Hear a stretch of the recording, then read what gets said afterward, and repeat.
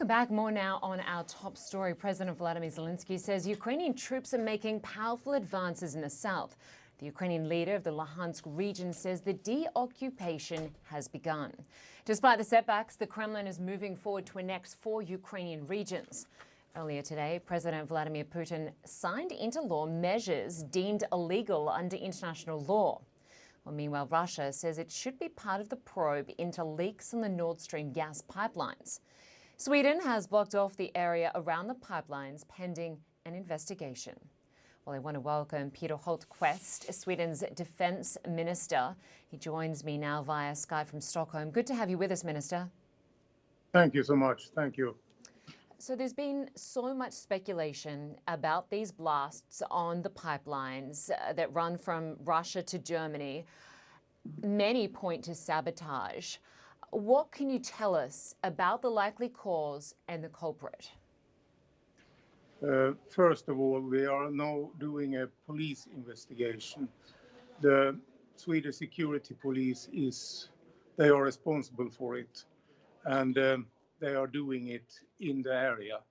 And this will take some time, but it's very important that they can do their job. And they also do the same from the Danish side. So we have no evidence and we have no result yet. And they have to come back with the information when they think that it's time for that. That is the topic number one. Topic number two is that from our first analysis is that this is done by somebody that have ambition to do something. And we see that there maybe is a responsibility for a state actor behind it. And I understand, Minister, that Sweden has sent a diving vessel below to investigate. What more can you tell us about how long it will take? We understand that Ukraine, along with many other nations, is already pointing the finger of blame at Russia. Should you find Russia responsible, what sort of action are you willing to take? We haven't any evidence or proofs, so we can say that it's a specific nation. So what we have to do now is to do a good job around this investigation, and then we have to come back. We've seen so much gas bubbling in the ocean from these pipelines. What do we know about the environmental damage, and when will these leaks cease? It's too early to say, but it has an impact on the environmental question. And I think that there are still some activity with these leaks. But we also have now started the investigation around what's really have happened, and the security police is responsible. I understand, Minister, that you've just come from the Swedish Foreign Policy Committee meeting.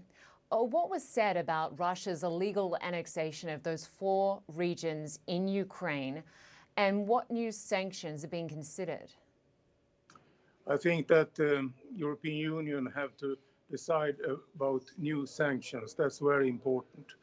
I think in Sweden we have full support for new sanctions, and we also condemn what the Russians have done. It's against international law in all means, and they escalate the war when they are doing like this. So we condemn what Russia have done. So can you take us through the top talking lines, the agenda from the meeting you've just come from the Swedish Foreign Policy Committee meeting? Yeah, the topics is the annexation of Crimea. It's also about these gas pipelines leaks in the economic zone of Denmark and Sweden. That is what we have discussed. Some of what we have discussed is classified and some of it is open, but it's a broad support for condemning Russia's activities in Ukraine. And we will support also Ukraine in the future with new deliverances with weapon systems. Can you tell us more about that? Sweden obviously has dropped its neutrality, applied to join NATO. And Sweden, we know, has donated a number of packages already to Ukraine. Are there any more on the horizon? We have decided 7 times about support, including military material, to Ukraine. One new dimension from our side is that we together with other countries under UK leadership, train troops that should serve in the Ukrainian armed forces.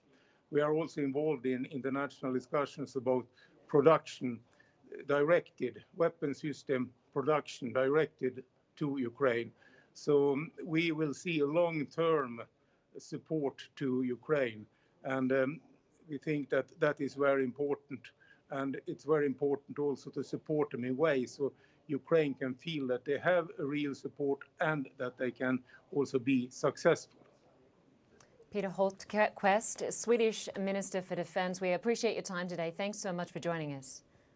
Thank you so much.